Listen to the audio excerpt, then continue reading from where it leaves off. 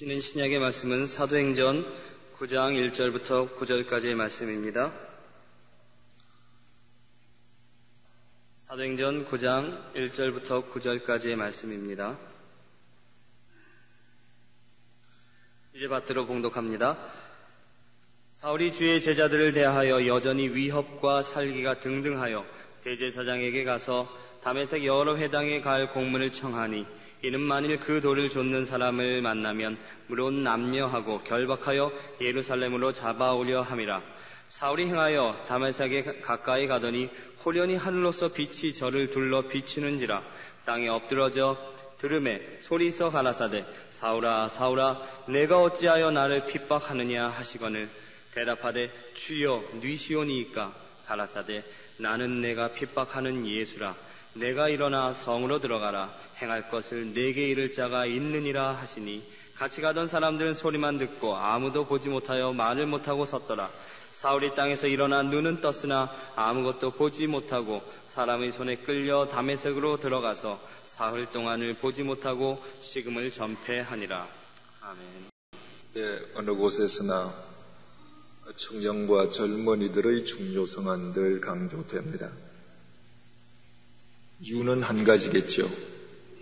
젊은이와 청년들은 현존하는 미래이기 때문입니다. 바로 젊은이들이 미래를 책임질 사람이라는 의미에서 그 미래는 현재 존재하고 있는 것과 마찬가지라고 하는 것입니다. 따라서 미래를 생각하는 시대일수록, 사회일수록 젊은이들의 중요성은 더 강조됩니다. 스위스에서 주중에 이곳까지 다녀가려고 하면 밤낮이 2번을 바뀝니다. 대단한 강행군입니다. 그럼에도 불구하고 제가 온 것은 역시 한 가지 이유 때문입니다. 여러분들이 현존하는 미래이기 때문에 저 스스로 교회를 사랑하는 주님의 종으로서 한국 교회 미래에 대한 제 나름대로의 섬김과 봉사를 다하기 위함입니다. 그런데 우리가 한 가지 간과치 말아야 될 사실이 있습니다. 어느 시대이든 젊은이들은 항상 있어 왔다고 하는 사실입니다. 오늘 이 자리에 있는 여러분들만 유일한 청년이요 젊은이들이 아니라고 하는 사실입니다. 해방 이후에 얼마나 많은 젊은이들이 고시를 패스했습니까? 해방된 조국을 위해서 6.25 사변으로 폐허가 된 조국을 위해서 봉사하기 위해서 많은 이 땅의 엘리트들이 고시를 거쳐 공직자가 되었습니다. 그러나 날이 갈수록 이 사회는 부패했습니다.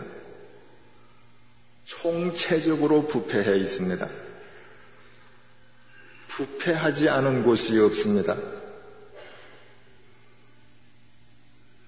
이유는 왜입니까? 분명히 그때도 젊은이들이 있었고 그 젊은이들도 나라와 조국을 위해서, 민족을 위해서 봉사하겠다고 결심했음에도 불구하고 왜 이렇듯 이 사회는 부패 일변도입니까?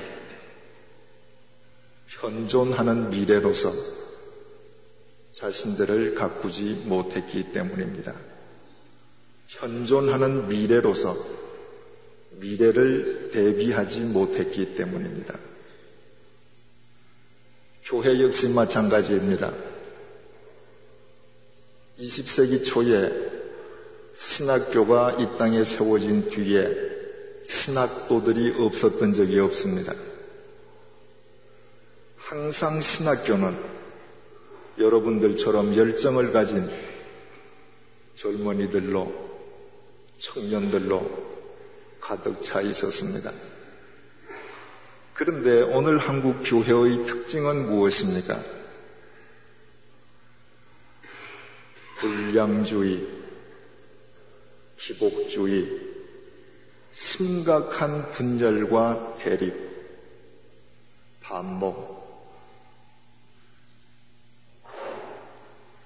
세계 교회가 안고 있는 모든 교회가, 문제가 한국 교회 속에 고스란히 다 들어 있습니다.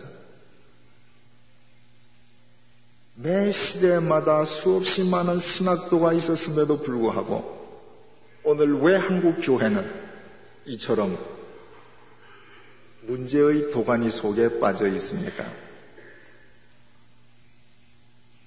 신학교를 거쳐갔던 그 수없이 많은 젊은이들이, 청년들이 현존하는 미래로서 자기 자신에 대해서 책임을 다하지 못했기 때문입니다. 사회가 어지러운 곳일수록 청년들의 중요성이 더 강조됩니다.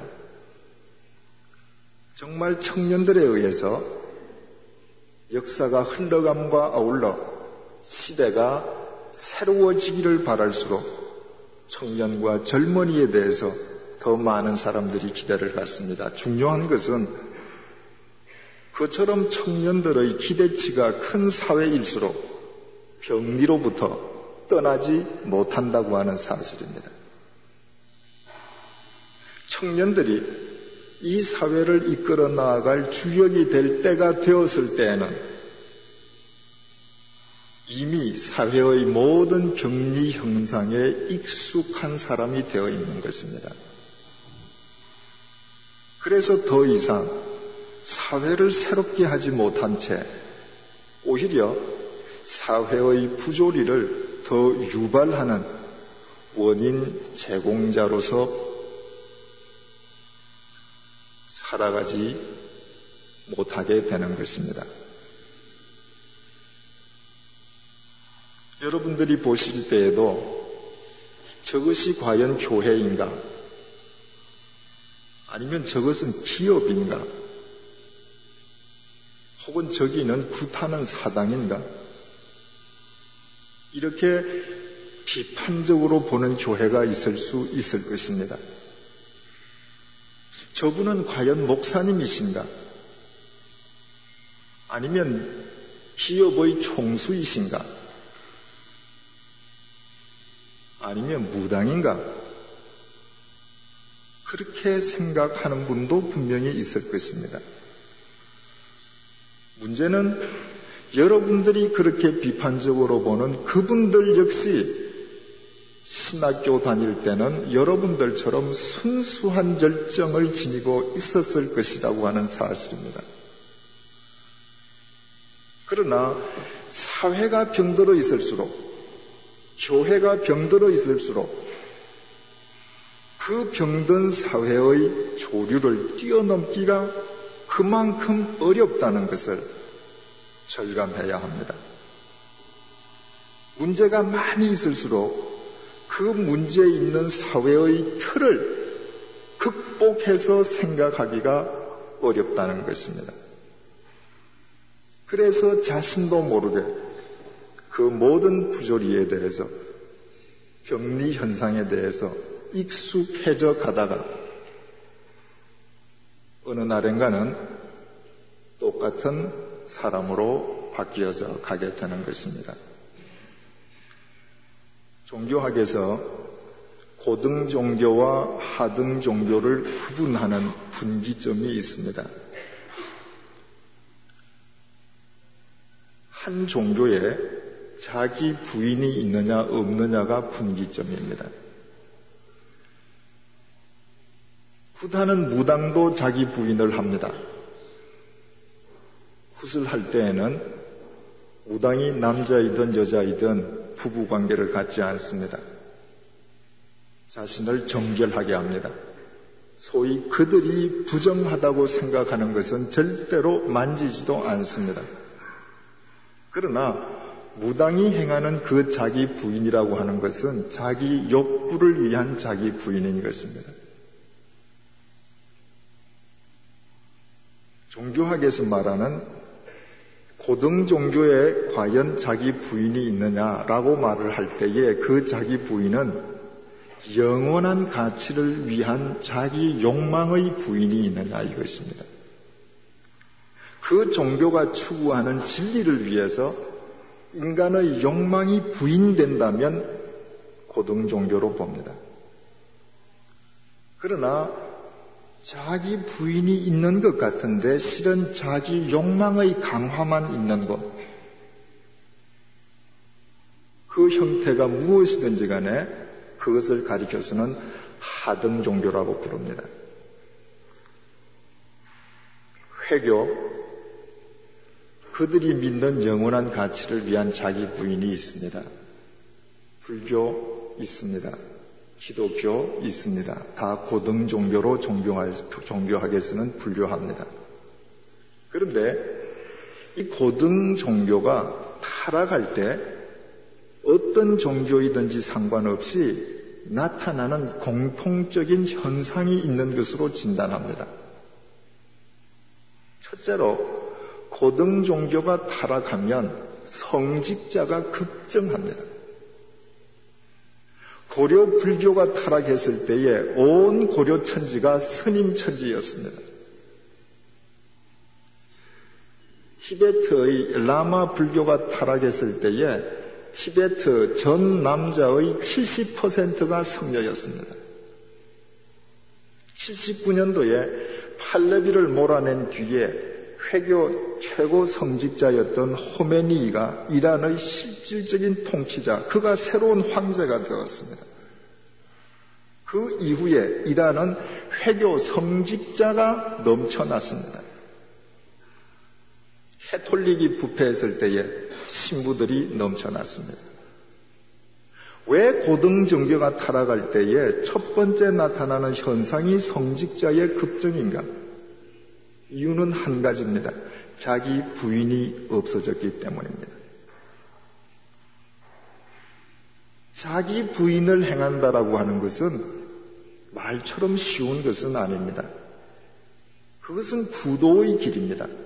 모든 사람 앞에서 본으로 살아가는 삶입니다.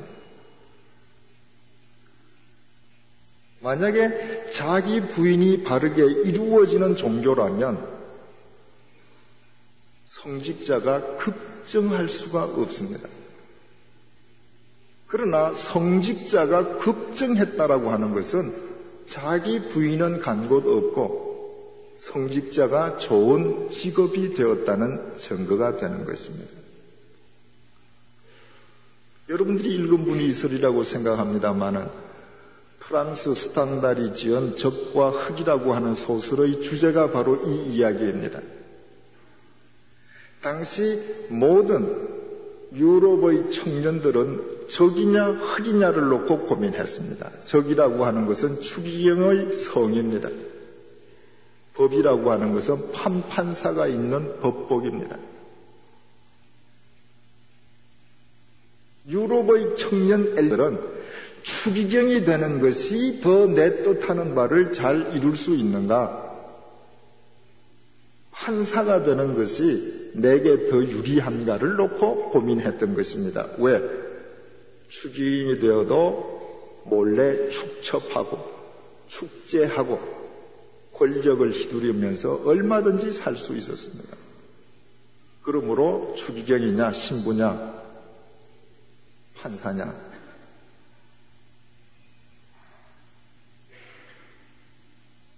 고등 종교가 타락하면 나타나는 두 번째 현상은 종교 기관의 급증이라고 합니다.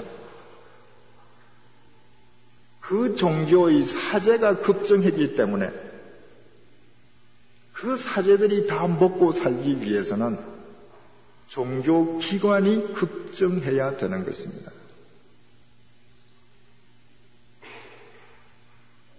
지금 유럽에는 예배당들이 다 텅텅 비어 있지 않습니까?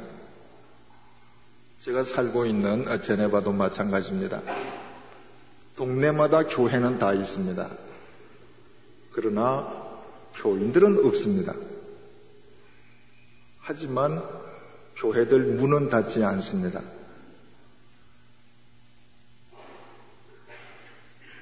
성직자들이 다 먹고 살아야 되기 때문입니다. 저희 제네바 한인교회가 새를 들어서 예배를 드리는 오비브라고 하는 교회는 주일날 많이 나오면 30명이 나오고 보통 때는 20명이 나오는 스위스 교회입니다. 그 교회에 유급 목사가 2사람이고 유급 비서가 1사람입니다. 3사람이 먹고 삽니다. 고등 종교가 타락하면 나타나는 3번째 현상이 있습니다. 그 고등 종교가 추구하는 신앙의 희복화입니다. 희복주의라고 하는 것이 무엇인지 아시죠? 신앙이라고 하는 것은 하나님을 변화시킬 수 없다는 것을 알기 때문에 그분의 말씀 앞에서 내가 변화되는 것입니다. 그러나 기복주의, 미신이라고 하는 것은 내가 목적하는 바를 위해서 나의 소유나 나의 탤런트로 신을 달래고 얼루는 것입니다. 내 목적만 성취하면 돼요. 나는 변화되지 않습니다. 왜 고등 종교가 타락할 때 나타나는 3번째 현상이 종교 신앙의 희복화인가? 성직자도 급증했습니다. 종교기관도 급증했습니다. 그 종교기관 하나하나를 통해서 그 종교 사제들이 다 먹고 살아야 합니다. 그 사제들이 먹고 살기 위한 생계의 근원은 교인들이 내는 헌금입니다. 따라서 내가 먹고 살기 위해서는, 내가 뜻하는 바를 행하기 위해서는 내가 몸담고 있는 종교기관으로부터 교인들이 떨어져 나가면 안 됩니다. 어떻게 하든 그들을 붙잡고 있어야 합니다. 그러므로 신앙은 기복주의화로 흐를 수밖에 없는 것입니다. 심오한 철학적 진리를 가지고 우리 한국인의 정서와 인격에 지대한 영향을 미쳤던 불교가 고려시대에 타락하면서부터 기복주의화 되어버렸습니다. 그래서 심지어는 요즘 점쟁이 집에도 불상이 있습니다. 불교와는 아무런 상관이 없습니다.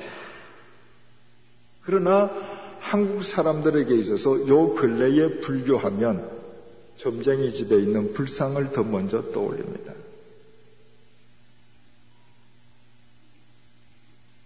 유럽은 오래도록 기독교 국가였음에도 불구하고 그들은 자기 생각하는 바를 위해서, 욕구하는 바를 위해서 칼을 들고 무자비하게 서로 죽이던 사람들입니다.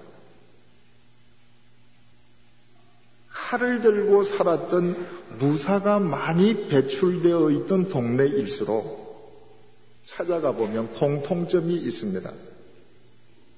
집집마다 예수상과 성모 마리아상을 부적처럼 집집마다 다 간직하고 있습니다. 심지어는 들어가는 현관 입구부터 방마다 다 둡니다. 철저한 신앙의 기복화입니다. 내 마음에 들지 않는 자를 내일 칼로 그의 목을 칠 수 있음에도 불구하고 자기만은 잘 살기 위해서 예수상을 모시는 것입니다. 거기에는 더 이상 진리가 없습니다. 고등 종교가 타락하면 나타나는 4번째 마지막 현상은 바로 그 종교 집단의 이해 집단화입니다. 더 이상 진리를 위한 집단이 아니라 그 집단 자체가 하나의 거대한 이해 집단으로 바뀌어져 버리는 것입니다. 중세 캐톨릭이 그러했습니다. 세상의 권력을 휘두르면서 일국의 왕을 파문시켜갈 때 거기에는 진리가 없었습니다. 오직 이해 집단이었을 뿐입니다. 호메니가 팔레비를 몰아내고 이란의 삼권을 장악했습니다. 성직자가 현실 정치에서 삼권을 장악한 것입니다. 그리고 그의 주도하에서 만들어진 현 이란 헌법은 성직자를 비방하는 것을 금지하고 있습니다. 헌법에서. 회교 자체가 거대한 이해 집단이 되었습니다. 누구도 비판할 수 없습니다. 그것을 지금 대통령인 하타미 대통령이 한번 개혁을 해보겠다는 것입니다. 그런데 지난 3월 초에 하타미 대통령의 최측근이고 그에게 개혁 이론을 제공했던 하자리안이라고 하는 사람이 암살당해서 죽었습니다. 바로 성직자위원회에서 한 것으로 다 자타가 알고 있습니다. 이란은 모든 경찰 조직, 모든 정보 조직이 성직자위원회의 관할 속에 있습니다. 하나의 거대한 이해 집단으로서 조금만이라도 해가 되는 사람이 있으면, 단체가 있으면 가차없이 제거하는 것입니다.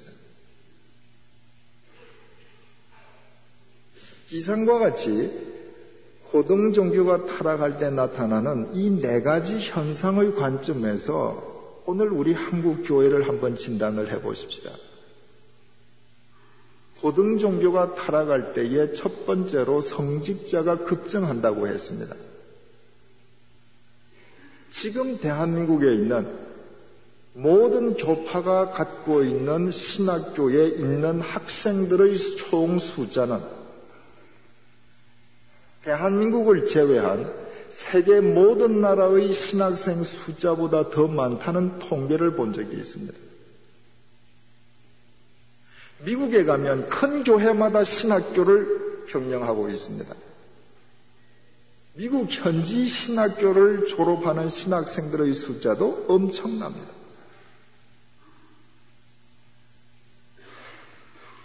파리 남쪽에 엑상프로방스 지방에 가면 세계적으로 잘 알려져 있는 개신교 신학교가 있습니다. 그 신학교의 신학생 수는 30여 명에 불과합니다.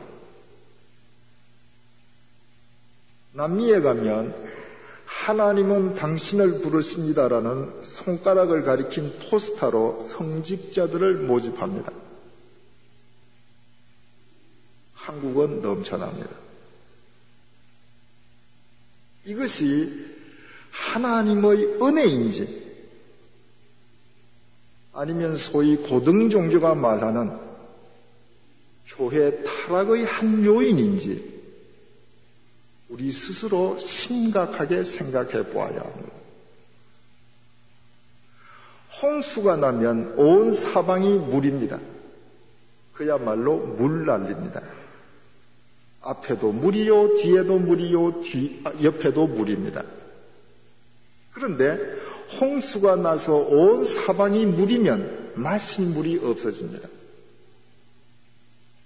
온 천지의 신학교 학생들이요, 신학교요, 목사요, 성직자인데 교인들은 믿을 만한 목사님이 없답니다. 이사를 가는 교인들에게 있어서 제일 고민은 어떤 교회를 선택해야 되느냐는 것입니다. 고등 종교가 타락하면 나타나는 두 번째 현상은 종교기관의 급증이라고 했습니다. 이 관점에서 우리 한국 실태는 어떻습니까? 한국 교회의 역사는 끊임없는 분열의 역사입니다. 수요와 공급의 원칙에서 당연한 수순일 뿐입니다. 목회자가 급증한 만큼 교회는 늘어날 수밖에 없게 되어 있지 않습니까? 앞으로도 끊임없이 분열할 것입니다. 지금 캐나다, 미국 서부 지역에 무임, 교회를 맡지 아니한 무임 한국 목사님이 2,500명인 것으로 알려지고 있습니다. 그분들이 있는 한 미국 교회는 끊임없이 분열할 것입니다. 교회가 분열해야 무임 목사님들이 일할 자리가 생깁니다. 유럽에 한인들이 600여 명 사는 조그마한 도시가 있습니다. 그 도시에 교회가 3개 있습니다. 한 교회 교인은 20명, 두 교회는 30명입니다. 세 교회 교인을 다 합쳐도 80여 명입니다. 하나의 교회면 충분합니다. 그러나 이 세 교회는 절대로 합쳐질 수 없습니다. 세 목사님들 때문입니다. 유럽에는 도시에 따라서 한인들이 작은 도시에 한 개의 교회가 아름답게 주님을 섬기는 교회들이 있습니다. 그 도시에 한 분이라도 한인 목사님이 들어가면 1년 이내에 교회는 쪼개집니다.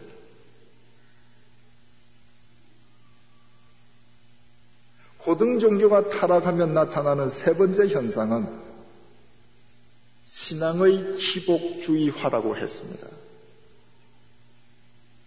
오늘날 우리 교회는 전 국민의 25%가 교인이라는 것을 오래전부터 자랑해왔습니다. 4사람 스쳐 지나가면 한 사람은 교인입니다. 그럼에도 불구하고 이 나라의 부패와 악은 감소되기는커녕 총체적으로 부패했다고 모든 사람들이 개탄합니다. 그 한 가지로서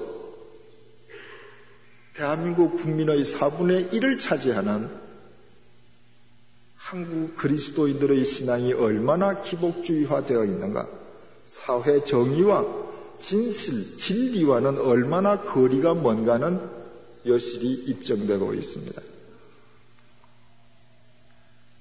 한국 교회를 잘 알고 한국에도 여러 번 방문한 한 유럽 목사님이 이런 얘기를 했습니다. 한국 교인은 3가지밖에 모르더라. 첫째, 하나님. 둘째, 자기 자신. 셋째, 돈. 굉장히 잘 보신 것 같습니다. 한국 교인은 누구보다도 하나님을 열심히 섬깁니다. 새벽부터 섬깁니다. 그러나 지극히 이기적입니다. 내 가족 외에는 모릅니다. 오늘 당신을 섬깁니다, 봉사하자라고 열심히 하지만 내일 내게 해가 되면 그 상대가 목사든 장로든 집사든 평신도이든 미련 없이 등을 돌립니다. 나만 압니다. 세 번째, 돈입니다. 그렇다면 여러분들, 무당을 찾아가서 구슬하는 사람들과 무슨 차이가 있습니까? 무당을 찾는 사람이 아는 것도 3가지밖에 없습니다. 그 무당에게 임해 있는 귀신, 그 귀신을 이용해서 나의 욕구, 돈, 이 3가지입니다. 잘 알려진 한 대형 교회가 서울 시내 여러 곳에 지성전을 세웠습니다. 한때 강남의 지성전에도 많은 강남 사람이 그 성전에 등록을 하고 예수님을 믿었습니다. 시간이 경과하면서 교인들이 깨어나기 시작했습니다. 아, 신앙이라고 하는 것은 이런 게 아니구나. 나를 뛰어넘는 것이구나. 그 의식이 확대되기 시작하면서부터 강남 성전에 있던 교인들 중에서 여러분들이 그 성전을 떠나서 정말 교회다운 교회라고 생각하는 데를 찾아다니면서 새롭게 신앙생활을 하기 시작했습니다. 아마 그 교회 담임 목사님께서 위기감을 느끼셨던 것 같습니다. 교회의 모든 구역장들과 권찰들을 하루는 모으고 특강을 하면서 그 자리에서 선포했습니다. 교회를 옮기면 저주받는다. 누구는 교회를 옮기더니 아들이 그 다음날 교통사고로 죽었고, 누구는 교회를 옮기더니 남편이 부도나더라.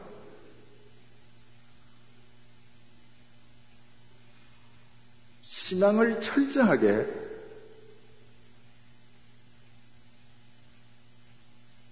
개인의 입신 영달, 부귀영화 차원으로 격화시키는 것입니다. 제가 서울에서 교회를 섬길 때에 저희 교회에 신앙 상담 전화가 있었습니다. 상담하시는 요원들이 대답하기 어려울 때 저한테 전화를 바꿔줍니다. 상담 요원들이 전화하기 어려워하는 그 내용 중에 가장 많은 게 뭔지 압니까? 목회자에 대한 것입니다. 목회자의 불륜, 목회자와 돈, 목회자의 거짓말,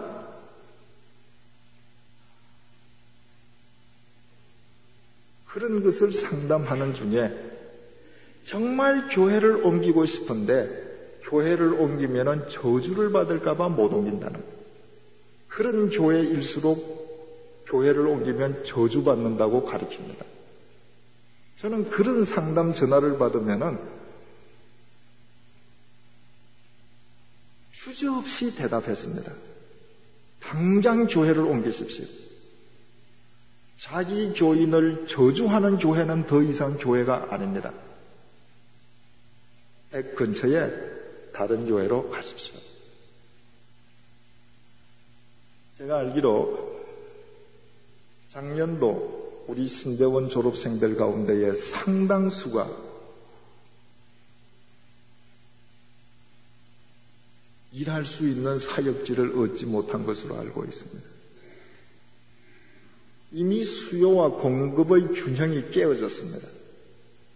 자, 이런 상황에서 여러분들이 어느 교회에 들어가게 된 것만도 감사한데 그 교회가 철저하게 이처럼 신앙을, 예수 그리스도의 진리를, 우리의 생명을 위해서 돌아가신 그분의 십자가의 진리를 왜곡해 갈 때 그곳에서 여러분들이 아닙니다, 정말 진리란 것은 이런 것입니다 말할 수 있습니다. 자칫 잘못하면 직장이 없어지는데요. 그러다 보면 밟는 것입니다. 네 번째로 고등 종교가 타락하면 이해 집단화 된다고 했습니다. 오늘날 교회는 하나의 교회대로 이해 집단, 교회 전체의 문제에 대해서는 전체가 이해 집단화 되어가고 있습니다. 제 말씀을 드려서 죄송합니다. 제가 제네바 간 뒤에 밤에 잘 때는 반드시 전화 코드를 뽑고 자야 합니다. 지구 반대쪽에서 오는 전화가 주로 이제 새벽에 와요. 그 전화들의 내용은 대개 한 3가지 정도로 분류가 됩니다. 첫째는 와서 집회를 좀 해달라. 번째, 시간이 안 맞으니까 그건 시간 없습니다 하면 해결이 돼요. 두 번째로는 저 목사님 좀 추천 좀 해달라. 제네바에 있는 저한테 추천을 해달랍니다. 저는 사람을 많이 알지도 못합니다. 세 번째는 당신을 우리 교회 목사로 청빙하기로 결정했으니까 와라.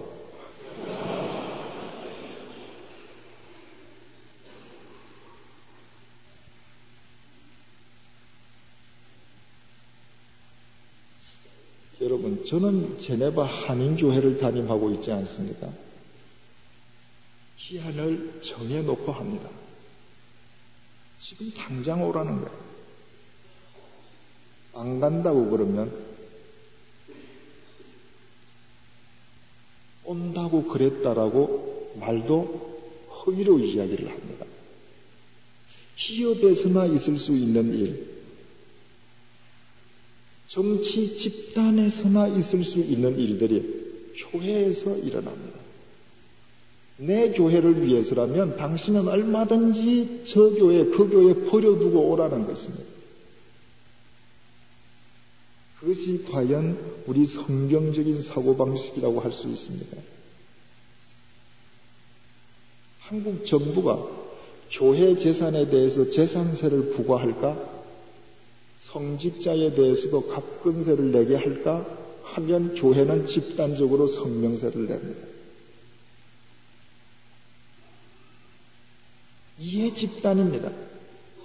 대한민국 헌법에 대한민국 국민은 납세의 의무가 있다고 되어 있음에도 불구하고 세금 내는 문제에 대해서는 거부하는 사람들이 많습니다.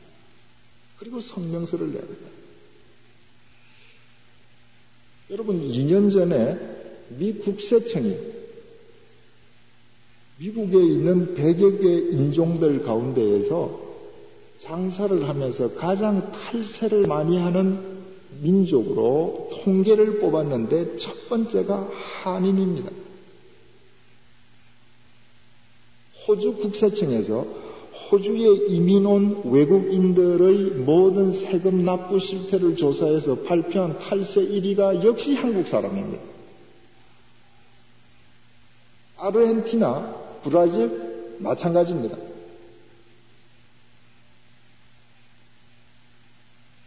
저는 한국 교회의 성직자들이 교회가 스스로 세금을 납부하지 아니하고는 이 나라의 탈세는 절대 건전 안 된다고 생각하고 있습니다. 목사가 세금을 안 내고 교인들에게 탈세하지 말라고 설교할 수 있습니까? 우리나라 화폐에 석굴암의 도안이 있습니다. 다보탑의 도안도 있습니다.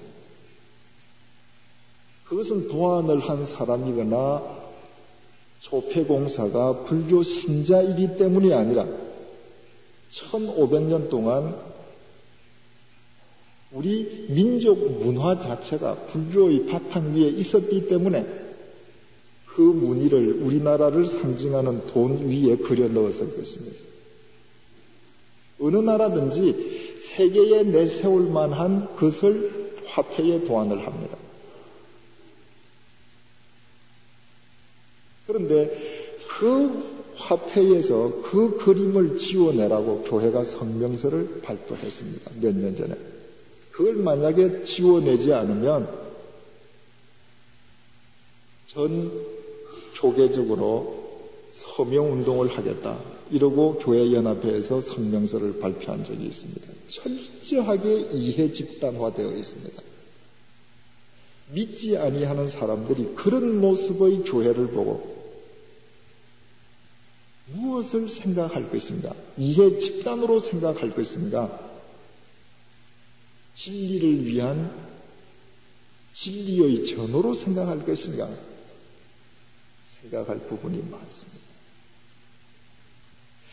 호등 종교에서 나타나는 4가지 현상을 한국 교회에 적용해보면 그대로 적용이 됩니다. 그것을 그대로 적용할 수 있다라고 하면 한마디로 한국 교회는 철저하게 부패했다고 말할 수 있습니다. 정치가 썩었다라고 말함에도 불구하고 정치인들은 썩었다는 것을 실감하지 않습니다.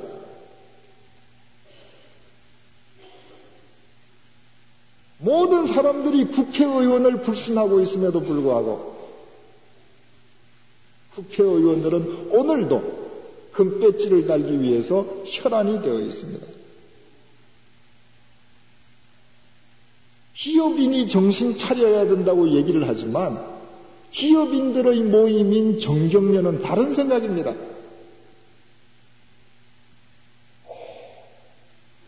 사회는 교회가 썩었다고 얘기를 합니다. 심지어는 교인들마저도 교회가 썩었다라고 얘기를 합니다. 신학생들도 그런 얘기를 합니다. 그러나 자기 문제로 받아들이지 않습니다. 둔감합니다. 목회자가 교인들에게 신방을 하고 개인적으로 신방 사례비를 받는 나라가 대한민국입니다. 목사가 자기 교회 교인들에게 결혼식의 주례를 하고 돈을 받는 나라가 한국입니다. 목사가 자기 교인이 죽었을 때에 장례를 집전하고 돈을 받는 나라가 한국입니다. 그런 경험을 처음 당하는 사람은 초상을 치른 뒤에 아니면 내 자식을 결혼시키는데 주례하시는 목사님에게 얼마를 드려야 되느냐 묻습니다.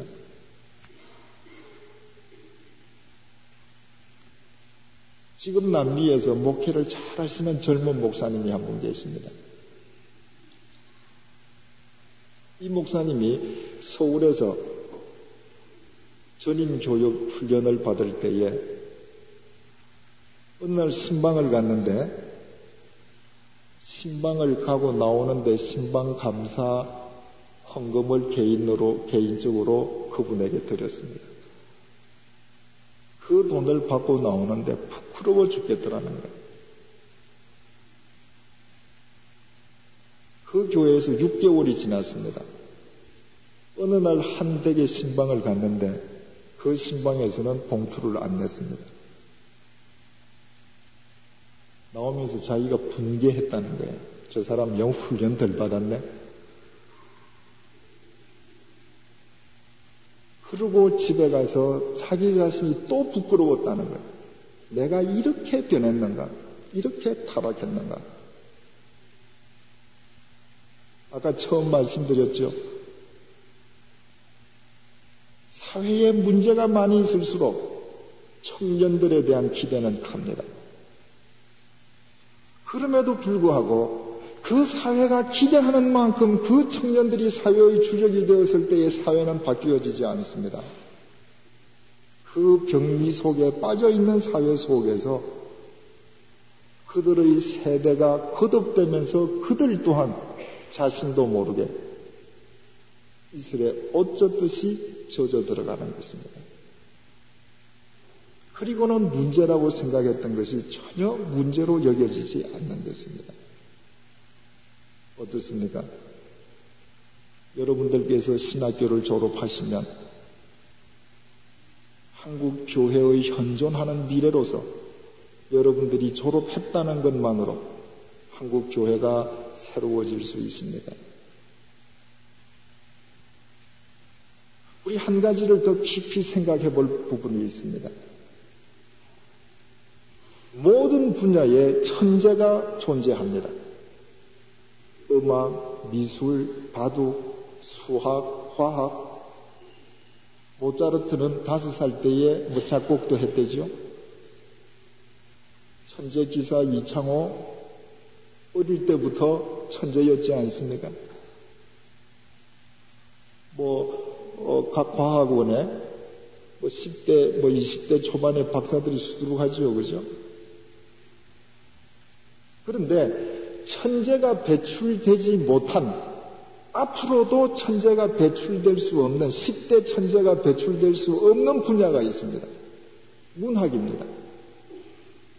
세계 어느 나라를 막론하고 10대 시인이 없습니다. 10대 소설가가 없습니다. 도스토옙스키가 그렇게 뛰어난 천재적인 재능을 가지고 있지만 그의 모든 소설들은 30대 것입니다. 우리를 감동시키는 소설들은. 왜 문학만은, 왜 소설과 시만은 10대 천재가 불가능합니까? 문학은 인간을 다루는 것이고 인간의 삶을 다루는 것입니다. 그러므로 삶의 경험과 경륜이 없이는 불가능합니다. 10대 청년이, 소년이 아무리 머리가 뛰어나도 삶의 경험이 없이는 시는 쓸 수 있지만 우리의 심금을 울리지 못합니다. 소설을 쓸 수 있지만 우리에게 좌표가 되는 소설을 쓸 수 없는 것입니다. 목회에도 천재 목회란 있을 수가 없습니다. 목회 역시 대상은 인간이요 인간의 삶이기 때문입니다. 폴 틸리는 철학은 철저하게 대상을 객관화시키는 것이기 때문에 철학자는 대상으로부터 가능한 멀리 떨어져 있어야 되지만 신학과 목회라고 하는 것은 대상과 자신을 일치시키지 않으면 안 된다고 했습니다. 그것을 그는 existential attitude라고 불렀습니다. 바로 이것이 삶의 경륜 없이 목회가 불가능한 까닭입니다. 예수 그리스도께서 12살 때 예루살렘 성전에 들어가서 랍비들과 하나님 말씀을 논했습니다. 무려 사흘 동안요. 그 랍비들이 다 깜짝 놀랐습니다. 이미 예수님은 12살 때 성경을 통달했습니다. 그분 자신이 로고스니까 당연하겠죠? 우리는 질문을 제기할 수 있습니다. 왜 그때부터 예수님은 목회를 시작하지 않았는가? 12살 때에 이미 성경을 통달하신 분이 왜 그때부터 설교하시고 그때부터 성경 공부를 인도하시지 않았는가? 누가복음 3장 23절만 예수 그리스도께서 30살쯤 되었을 때 공생애를 시작하셨다고 증거합니다. 그것이 유일한 기록입니다. 그래서 그것을 근거로 사람들은 예수님께서 30세 청년 시절에 목회를 시작하시고 33살 때에 돌아가셨다고 생각을 합니다. 그러나 거기에 대해서 이의를 제기하는 학설도 많습니다. 나이가 든 사람이 젊은이처럼 열정적으로 왕성하게 일을 할 때에 저 사람은 30살쯤 되었구나 라는 표현법이 있었습니다.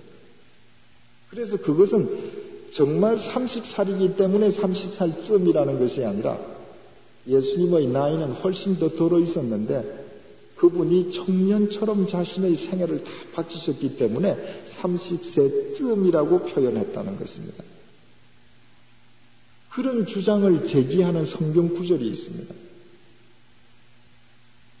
요한복음 8장을 보면 예수 그리스도께서 유대인들에게 51절을 통해서 이렇게 말씀하셨습니다. 진실로 진실로 너희에게 이르노니 사람이 내 말을 지키면 죽음을 영원히 보지 아니하리라.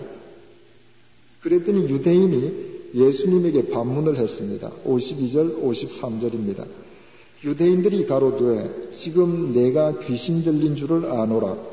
아브라함과 선지자들도 죽었거늘 내 말은 사람이 내 말을 지키면 죽음을 영원히 맛보지 아니하리라 하니 너는 이미 죽은 우리 아브라함보다 크냐?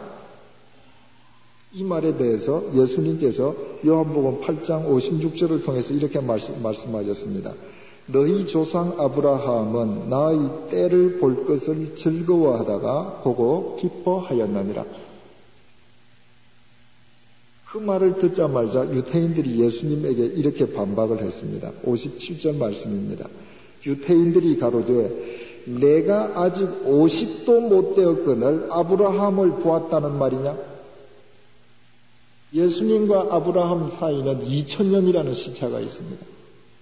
지금 유대인들이 말하고자 한 것은 어떻게 네가 아브라함이 너를 봤다고 말할 수 있느냐? 이 얘기잖아요. 만약에 예수님께서 30살이었다면 지금 유대인들은 너 나이가 그것밖에 안 되는데 어떻게 아브라함이 너를 볼 수 있느냐는 것을 강조하려고 하는 말이기 때문에 예수님께서 30살이었더라면 어떻게 얘기를 했겠어요?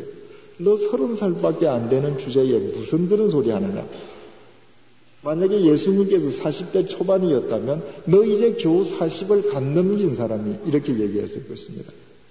그러나 네가 아직 50도 못 되었는데 이 얘기는 40대 후반쯤으로 이해가 되는 얘기죠. 만약에 이런 학설이 아니더라도 우리가 평소에 알고 있는 것처럼 예수님은 만 30세에 공생애를 시작하셨다라고 할지라도 로마 역사가 요세푸스에 의하면 그 당시 사람의 평균 수명은 40세에 불과합니다. 지금의 30대와 틀립니다. 물론 그때는 어린아이들이 빨리 죽었기 때문에 평균 수명이 줄어들기도 하지만 여하튼 평균 수명 40대의 세상에서 30대였다면 오늘날 평균 수명 70대의 세상에서는 50 가까운 나이와 같아집니다.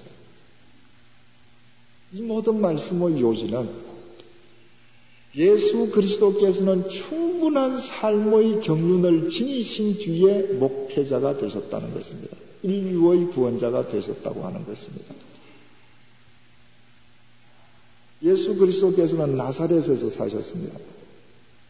우리가 흔히 생각할 때에 예수 그리스도는 목수 섰기 때문에 목공소를 차리시고 대패질을 하는 예수님을 우리는 연상합니다. 그런 그림도 많습니다. 그러나 실제로 예수님께서 사시던 그 나사렛과 갈릴리는 워낙 빈민촌이었기 때문에 목공소라는 것이 있을 수가 없었다는 거예요. 어느 가난한 사람이 와서 가구를 사가겠습니까? 그래서 그 당시의 목공들은 요즘 가끔 볼 수 있는 구두 닦는 사람들처럼 통을 메고 목공통을 메고 갈릴리와 나사렛을 다니면서 외쳤다는 거예요. 가구 고치시오, 문짝 고치시오. 그래서 사람이 와서 여기 못질 해주시오. 그러면 못질 해줍니다. 예수 그리스도께서는 목공통을 메고 그 갈릴리 나사렛 골목 동네를 다니시면서 수없이 많은 사람들, 그들의 애통함과 그들의 고통과 삶의 애환을 다 보시고 경험하신 다음에 말할 수 있었던 것입니다. 애통하는 자는 복이 있나니 저희가 위로를 받을 것이요. 심령이 가난한 자는 복이 있나니 천국이 저희 것이며. 만약 그분에게 그런 삶의 경륜이 없이 12살 때에 목회를 시작했더라면 절대로 그런 이야기를 못하셨을 것이고 설령 했다 할지라도 인간의 마음을 움직이지 못했을 것입니다. 예수님께서 그러하셨다고 하면 여러분들은 어떻습니까? 신학교만 졸업하면 목회자가 됩니까? 여러분이 목회의 대상으로 삼아야 할 사람들은 이 세상에서 많은 인생의 희노애락을 겪은 사람들입니다. 여러분들께서 정말 사무실에서 피눈물 나는 봉급을 받기 위해서 밤을 새워가면서 자존심을 버려가면서 일한 뒤에 그 봉급으로 자식을 부양해본 눈물겨운 경험이 있었습니다. 여러분들이 회사 사장으로서 여러분들 직원들에게 봉급을 주기 위해서 여러분들의 집 문서를 잡힌 뒤에 그 돈으로 봉급을 직원들에게 주어본 적이 있습니다. 자식의 등록금을 마련하기 위해서 수없이 자존심을 죽여가면서 등록금을 마련해서 자식을 공부하게 한 경험이 있습니다.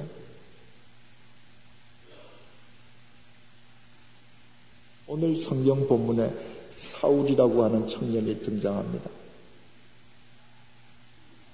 이 청년이 있을 때에 유대교가 어떠했습니까? 고등 종교가 타락하는 관점에서 볼 때 철저하게 타락해 있었습니다. 성직자가 급증했던 때입니다. 예레미야서에 의하면 이때에 예루살렘에 제사장만 8,000명이 있었다고 기록이 되어 있습니다. 성전에 소속되어 있는 레위인을 다 합치면 1만 명이 넘었습니다. 그들이 다 먹고 살기 위해서는 예루살렘 자체가 하나의 거대한 종교 집단이었습니다. 신앙은 철저하게 기복주의화되어 있었습니다. 그 내에서 서로 종파들끼리 싸웠고 사회 정의라든가 진리와는 거리가 멀었습니다. 철저하게 이해 집단화되어 있었습니다. 그들의 종교 집단에게 위해를 가하는 세력은 가차없이 제거했습니다. 그래서 예수 그리스도도 못 박았습니다. 바로 그때의 청년 사울이 있었습니다. 그는 젊은이였습니다. 태어날 때부터 로마 시민권을 갖고 있었습니다. 높은 학력을 갖고 있었습니다. 유복한 집안의 소생이었음을 알 수 있습니다. 그는 자신이 경험해본 것 이외에 자신이 아는 것 위에는 모두 다 부정했습니다. 왜 갈릴리의 가난한 사람들이 예수 그리스도를 구주로 믿는지 인정하려고 하지 않았습니다. 그 나름대로 봉사와 섬김이 없었습니까? 있었습니다. 오늘도 대제사장으로부터 허가장을 받아서 그리스도인을 색출하러 갑니다. 그는 철저하게 제사장을 섬겼습니다. 그러나 그가 섬겼던 것은 성경이 말하는 섬김이 아니라 이에 집단 속에서 자기들끼리의 섬김이었습니다. 그가 봉사했던 것은 그릇된 자기 신념에 대한 봉사였습니다. 소설가 이청준 씨가 쓴 소설 중에 당신들의 천국이라는 것이 있습니다. 소록도에 나환자들 수용소에 조백헌 대령이라는 사람이 가서 그 섬을 천국으로 일구기 위해서 거기에 있는 나환자들을 동원해서 대역사를 펼쳐가는 얘기입니다. 그때 거기에 있는 나환자들은 당신들의 천국이라고 그랬습니다. 이건 우리 천국이 아니라 너의 천국이라는 것입니다. 사울의 섬김과 봉사는 당신들의 천국에서의 당신들만을 위한 봉사와 섬김이었습니다. 그 결과는 뭐였습니까? 본문 4절을 보니까 예수 그리스도의 대적자로 나타났습니다. 본인은 열심히 섬기고 열심히 봉사했지만 예수 그리스도께서는 왜 나를 핍박하느냐라고 반문하셨습니다. 이 청년이 이런 식으로 살아간다라고 하면 이 청년이 과연 현존하는 미래가 될 수 있겠습니까? 이와 같은 청년을 스쳐가는 1초 1초가 쌓이어서 그것이 진리의 실체로 축적될 수 있겠습니까? 그런데 놀랍게도 이 청년이 교회를 위한 현존하는 미래가 되었습니다. 예수 그리스도를 위한 현존하는 미래가 되었습니다. 토인비의 지족처럼 바울이 타고 가던 그 배 한 척에 의해서 유럽의 운명이 바뀌어졌습니다. 이 청년이 예수 그리스도를 바르게 만났기 때문입니다.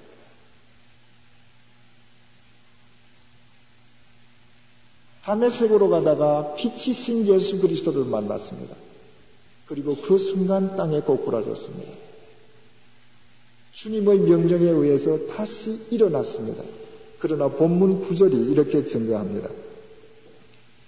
사울이 땅에서 일어나 눈은 떴으나 아무것도 보지 못하고 사람의 손에 끌려 다메섹으로 들어가서 사흘 동안을 보지 못하고 식음을 전폐하니라.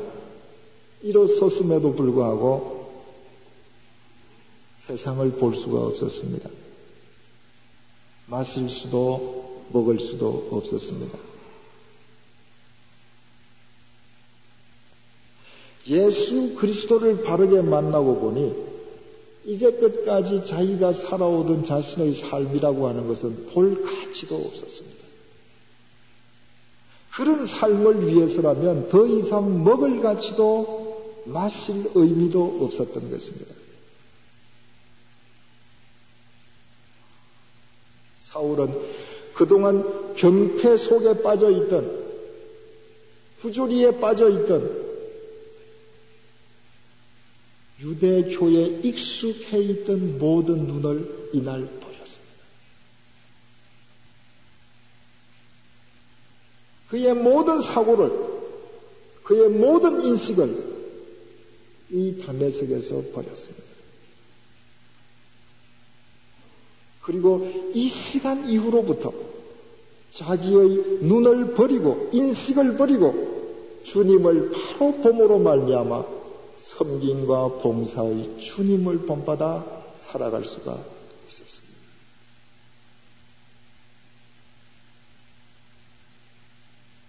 라이오스 왕을 죽였던 오이디푸스 왕은 당시의 관례를 따라서 테베의 왕자 자리에 앉고 그 왕비였던 이오카스테를 자신의 아내로 삼았습니다.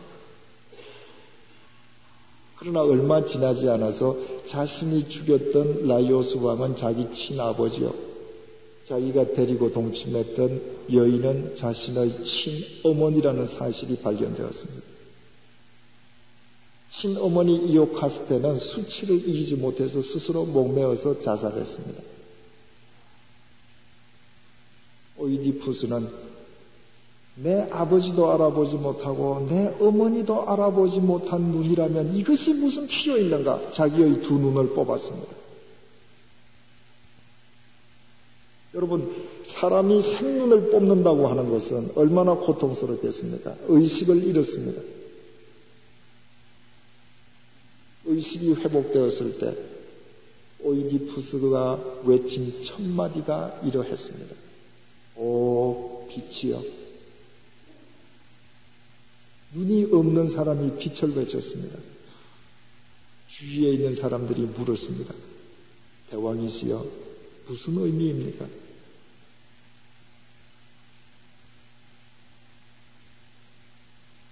오이디푸스의 대사는 이렇게 계속됩니다. 세상의 눈을 가진 그대들은 이 빛을 보지 못하리. 세상의 눈을 가진 그대들은 이 빛을 알지 못하리. 여러분, 세상에 익숙한 눈을 버림으로 빛을 볼 수 있습니다. 여러분들의 이 사흘 동안의 집회 기간이 다메섹의 사울의 사흘 기간이 된다면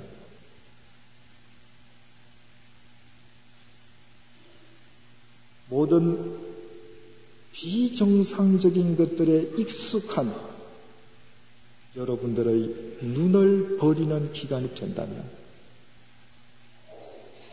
빛이신 예수 그리스도를 본받아 한국 교회의 미래를 위한 섬김과 봉사의 종들이 될 것이 확실할 것입니다. 기도드리시겠습니다.